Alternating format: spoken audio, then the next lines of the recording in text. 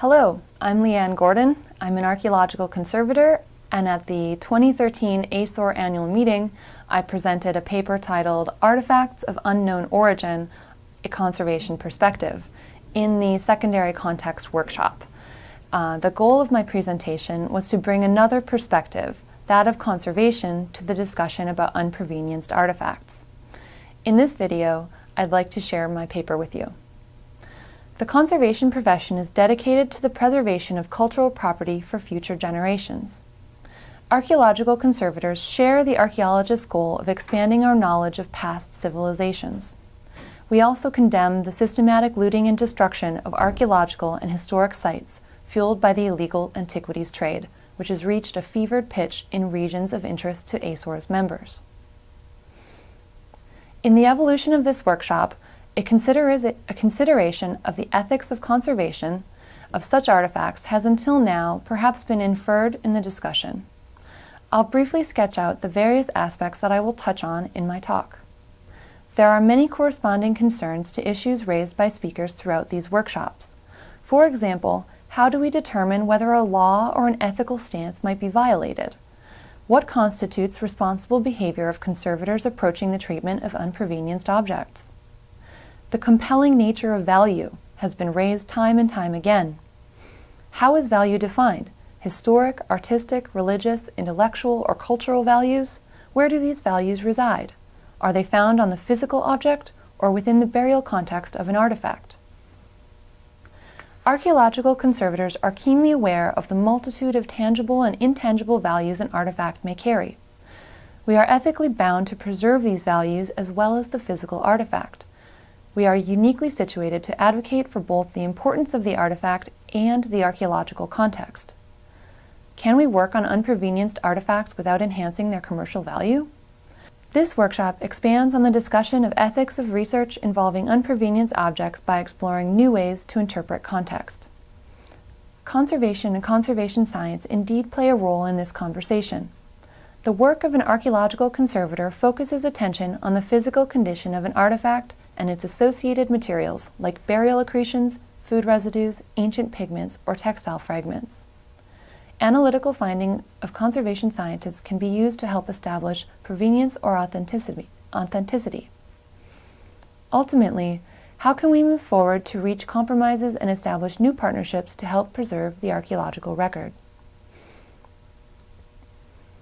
Various charters and laws govern the export, import, and exchange of cultural heritage in the United States. I'm certain that the relevant regulations and their importance to this discussion have already been reviewed in these workshops. For guidance on ethical concerns, American conservators look first to the Code of Ethics and the Guidelines for Practice of the American Institute for Conservation. AIC's core values include the promotion of preservation of cultural heritage as a means toward a deeper understanding of our shared humanity. The Code of Ethics states that the conservation profession shall serve as an advocate for the preservation of cultural property and shall recognize a responsibility for preventive conservation by endeavoring to limit damage or deterioration to cultural property. The Guidelines for Practice provide instruction in regard to professional conduct, examination, and scientific investigation, documentation, and treatment. Most relevant to our discussion is point 3, which states, the conservation profession should be cognizant of laws and regulations that may have a bearing on professional activity.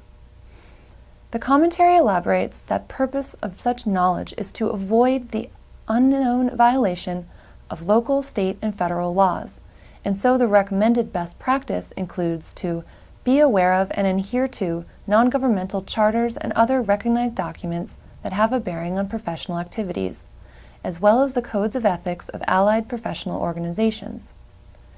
This is why it's so important to encourage communication between archaeologists, conservators, and other cultural heritage experts.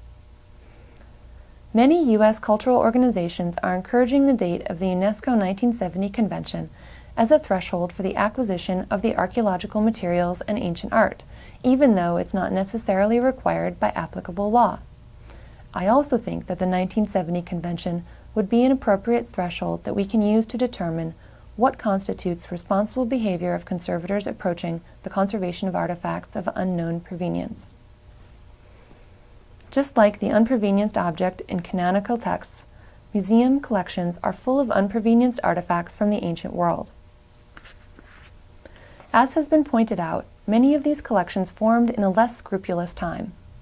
If we set aside those artifacts or collections that have been documented to have been outside their country of probable modern origin before the 1970 date, then we can focus the discussion on ethical decisions that have the most impact on current illegal trade in antiquities. Using the abbreviated model of the illegal antiquities market seen here, let's think about when a conservator might come into contact with an unprovenienced object. It is likely that interventions such as cleaning occur in the archaeological rich market, but it seems doubtful that professional conservators are involved at this stage. Kersel has described the transit market as the place where the conversion from illegal to legal takes place, where services such as auctions, valuations, and restoration are concentrated. Ricardo Elia writes, "Conservation is in fact the final stage in the laundering process which transforms looted antiquities into art commodities." It would make sense that conservators involved at this murky stage would likely be freelance and could potentially be unaware that they should request information about their client's legal title to these artifacts. Whether knowingly or unknowingly, it would seem clear in such scenarios that both legal and ethical stances have been violated.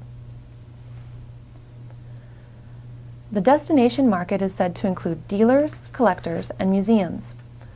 Unprovenienced artifacts in the destination market would likely be encountered by a mixture of both private and institutional conservators. The two most common types of activities that might involve a conservator would likely be acquisition or loan for exhibition. It's entirely possible at this stage a conservator could be asked to treat an unprovenienced artifact that has been acquired legally by U.S. law, but in conflict with internationally recognized charters or laws. Objects acquired in the U.S. prior to 1983, the date of CIPA, may not have any documentation, but the conservator should make a reasonable effort to investigate the provenance and consult online databases of stolen archaeological objects. With the institutional trends in emphasis on more rigorous provenance research, increasing public scrutiny on museum collecting activities, and the current atmosphere of repatriation, I hope these encounters become rare. Certainly there can be career risks for the museum conservator who refuses to do work that they have been asked. I recently heard an anecdote from a senior museum conservator who refused to work on an object they suspected had been recently looted, only to have been told by the museum director that yes, they should not have accepted the object on loan, but now that it was there, they were going to treat it. Some private conservators who are without the resources of an institution may not be aware of the laws and ethical concerns of purchasing antiquities. Others may not ask for documentation of a legal title of provenance for information for fear of endangering a business relationship.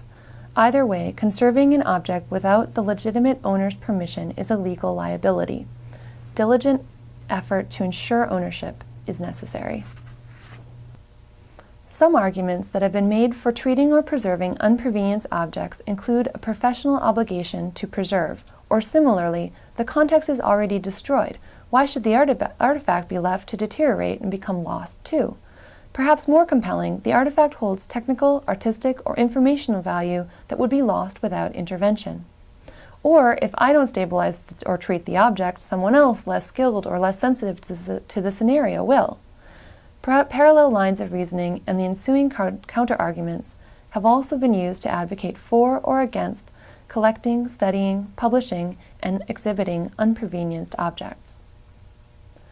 If one were to work on an unprovenienced object, can it be done without enhancing the object's economic value? Catherine Walker Tubb has said that the commercial implications are inextricably bound up in exercising conservation procedures. Exposing detail, enhancing interpretability, often increases the desirability and aesthetic appeal of an artifact. Though conversely, examination and treatment can also reveal hidden repairs, fake patinas, or pastiches, which may decrease the economic value.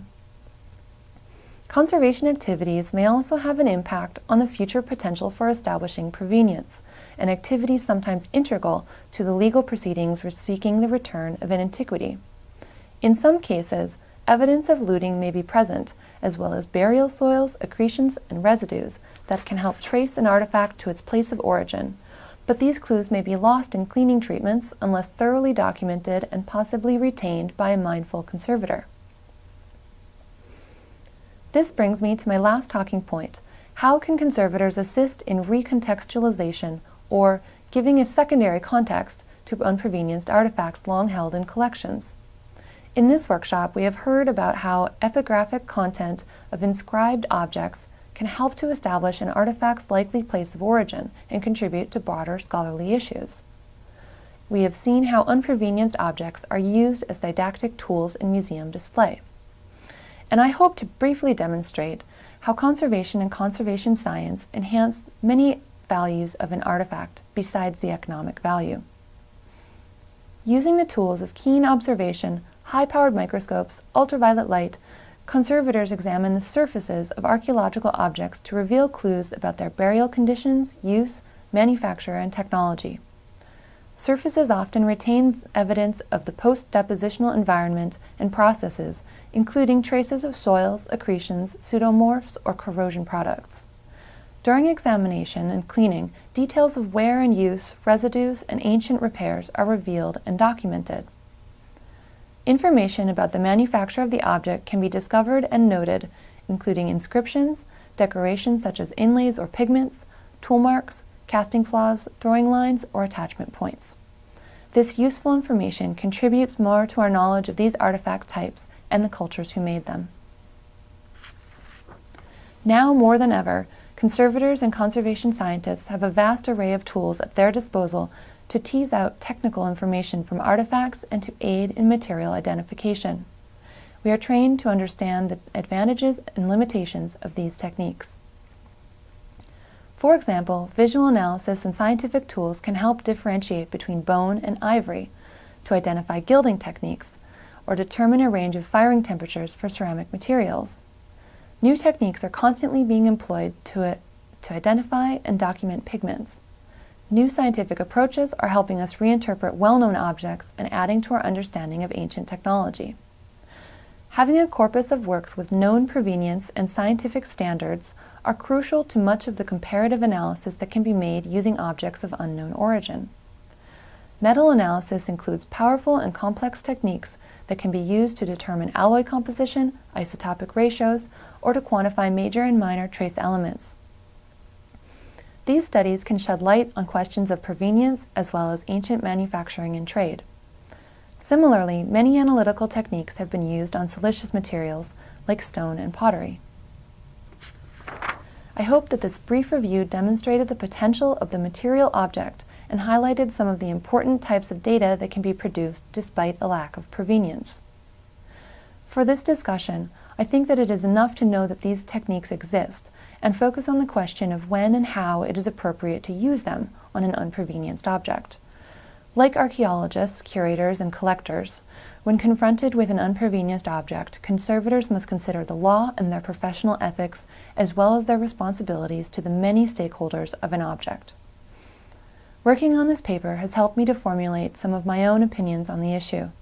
To summarize, it is the conservator's responsibility to ask for documentation of a legal title or provenance information before working on an unprovenienced artifact. I would like to see more research about what stages conservators and restorers are involved in the illicit antiquities market. Protocols should be better articulated to guide conservators who suspect they may be encountering an illicit object. Training and conservation graduate programs should include dedicated discussion about these legal and ethical issues. Archaeologists and conservators should work together to raise awareness through things like increased web resources, organizational programming around these issues, participation in conferences and meetings, cross-disciplinary workshops on ethics or how to recognize illicit objects, which could be particularly useful for less established conservators and scholars. I hope that my presentation encourages communication between archaeologists and conservators. We're different groups facing similar ethical questions, and I hope that we can move forward together toward a framework for guidelines for studying and preserving artifacts with no known origin. Thank you.